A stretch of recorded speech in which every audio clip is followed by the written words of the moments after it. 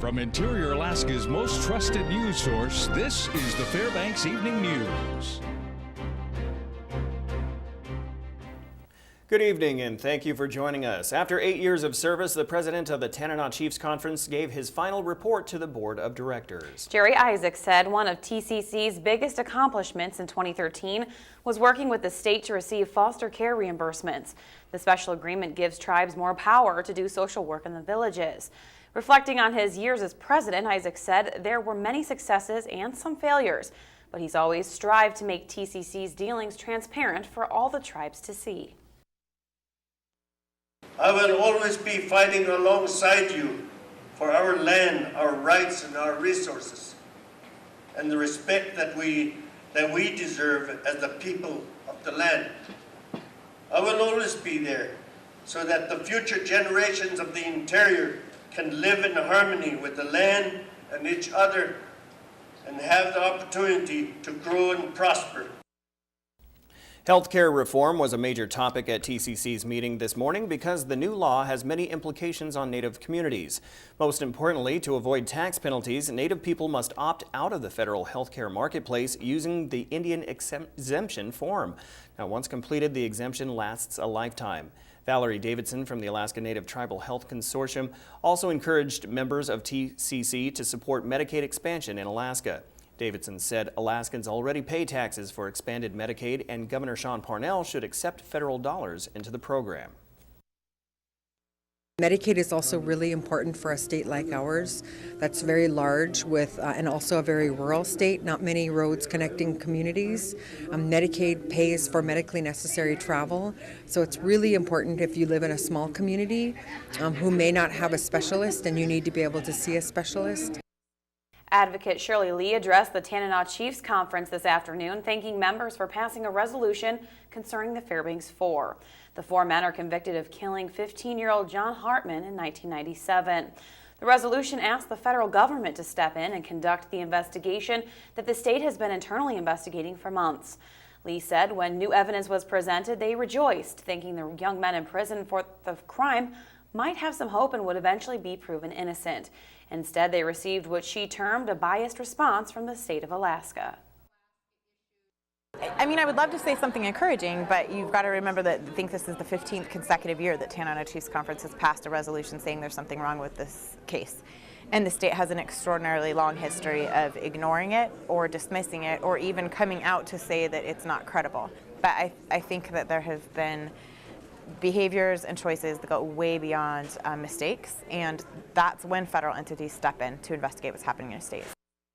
We will have more on the resolution tomorrow during the Fairbanks Evening News and News Center Final. When youngsters are taken into state custody, whether it's for foster care or the juvenile justice system, there are rules in place for how they are monitored. News Center 11's Monty Bowen reports on one law that a Fairbanks man says needs to be fixed. In the 1980s, the state passed an act to form a citizens review panel for children in foster care and state custody. The Citizen Review Panel for Permanency Planning Act of 1990, Chapter 117, SLA, that's Session Laws of Alaska, 1990, an actual law that was signed by the governor, required there to be case plan reviews for each child in and out of home placement, which is basically like foster care or youth detention. It was made up of volunteer citizens and was to conduct reviews twice a year. Fairbanksan Scott Calder, who has studied the issue for years, said the state of Alaska had not implemented the program according to the law and encouraged them to do so. It was a law and a bunch of people did stuff. There was a lot of documents about how hard it was to do that, how expensive it would be to do that. But it never really happened. We never really got to the point where the case plan of each child in out-of-home placement was being reviewed by people who don't work in the system. Eventually, the U.S. Congress acted and began requiring that each state have a citizen review panel in place. The law was changed in the late 1990s by the federal government, and then the state went along with it to have a citizen review panel which did not review the case plan of each child in out-of-home placement, but which would simply, in my opinion, confirm what a great job the state was doing.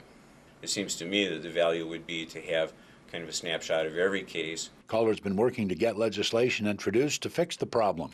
So now is pretty much, you need to see a committee bill to substantially reenact Chapter 117 SLA 1990. Calder says his goal is to get the law enacted the way it was originally supposed to be, as a set of checks and balances on the system that oversees youngsters in state custody. Monty Bowen, News Center 11. All right, when we come back, looking at ways to find a new principal for Denali School.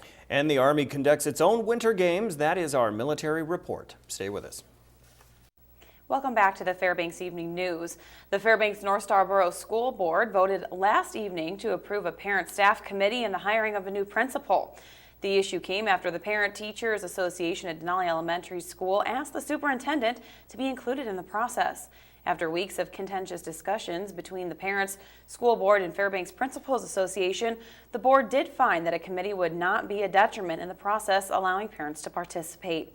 However, the board did not vote to approve the proposed memorandum written by Superintendent Pete Lewis, suggesting the process and board be used in further hirings until the Fairbanks Principal Association contract expires in 2016.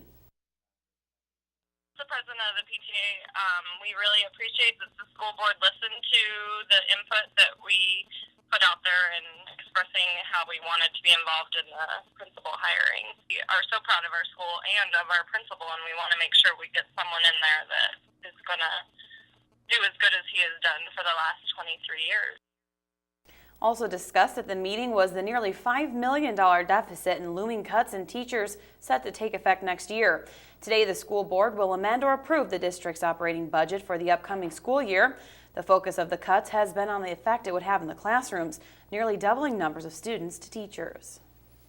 A Fairbanks man is in jail accused of assaulting his girlfriend in their residence. 30-year-old Chad Wolford is charged with felony assault and criminal mischief. According to court documents, Wolford is accused of choking the woman with a belt around her neck until she nearly passed out. Wolford is accused of stopping the woman from leaving the home and destroying several items, including a television.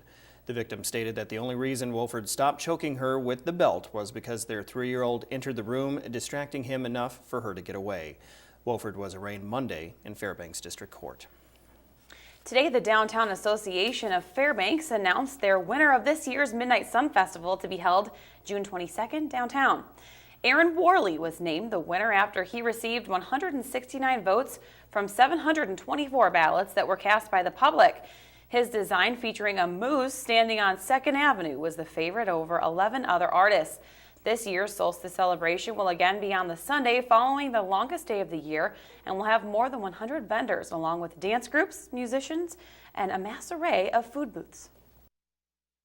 So we're really excited to announce the 2014 Midnight Sun Festival logo. It's a fantastic design by Aaron Worley that features a moose in the middle of downtown Fairbanks. Well, what Aaron said in his artist statement was that he wanted something that was very downtown, that was very Alaskan, and this is the design he came up with. U.S. Army Alaska this week has been conducting its own winter games. News Center 11's Monty Bowen has details now in this week's military report. The games are being held this week at venues on Fort Wainwright. Events include everything from downhill ski racing and biathlon snowshoe stress shoots to an uphill sled pull and Arctic medical treatment. U.S. Army Alaska is expanding training in the areas of Arctic mobility, survival, and operating skills. Things like pre-combat checks, pre-combat inspections, troop leading procedures, Arctic skills, physical conditioning in an Arctic environment. The training involves skiing in rugged terrain, ice climbing, and mountaineering. They had about 2 weeks on-track training prior to the competition. Getting all the gear on and running through the course. So for the amount of time that we've done, we're doing quite well. I think we're being real competitive. Some of the soldiers were taking part in things they'd never done before. Actually getting to do the skiing for the first time was pretty fun. Never skied before. And then getting out there and actually doing it was a little rough for the first time, but being airborne, we know how to fall correctly, so got that good.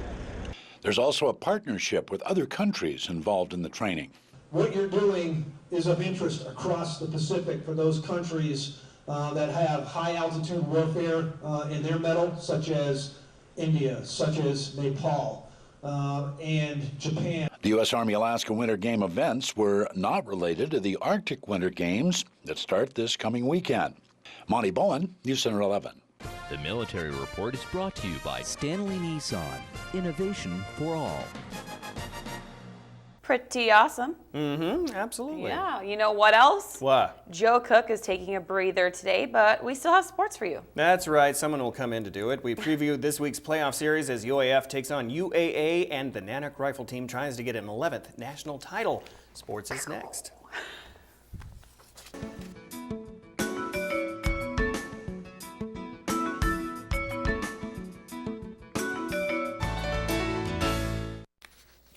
And welcome back, Interior Alaska Scoop here with sports. Joe Cook has the evening off.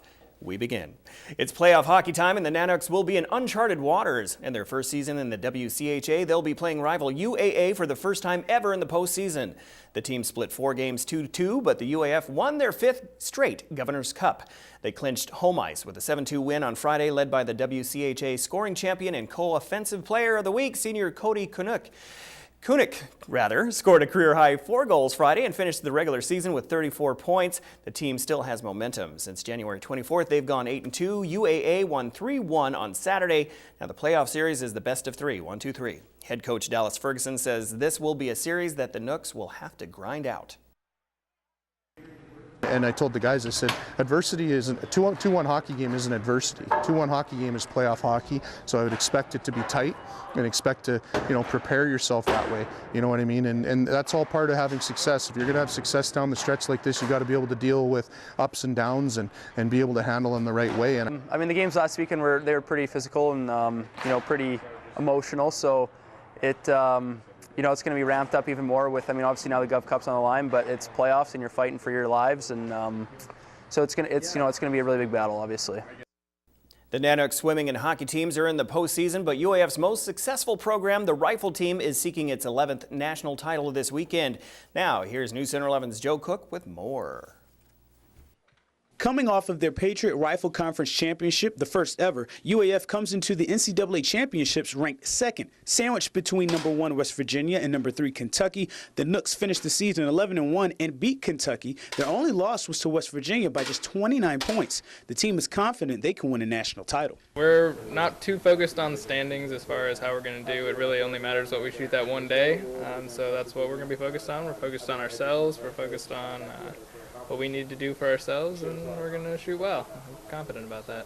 We've had the high intensity, okay, we're going to go shoot against West Virginia now. We need to do really, really well. And we've seen what putting ourselves under certain pressure can do to us, and we know what we need to do to succeed. Senior Mike Liuza says the competition amongst the team is more intense than shooting against another school. Actually, I've gotten more pressure from my teammates than anyone else that we've shot against, because we're always trying to beat each other. We're not really worried about other teams. We want to beat ourselves, and that's where we get the most pressure and motivation from. The team is aiming for a certain objective at nationals. The score of 47.02 is their program record. We have a goal that's a little bit lower than a program record right now. It's what we feel comfortable with shooting under that type of pressure, and we're just going to focus on that and focus on that score for ourselves and not really pay attention much to any other teams or anything like that. That'll help keep us focused on ourselves and the team aspect and less on the pressure of the entire match. Head coach Dan Jordan believes his team can handle the pressure of a championship match. Probably this is one of the best stressed teams I've had in a long time. They really thrive under that pressure. There's several of them that always step up for the big matches and really bring it out. And so as a whole, I think they're sitting in a really good place. And they've all been looking forward to this, and we've been talking about it all year.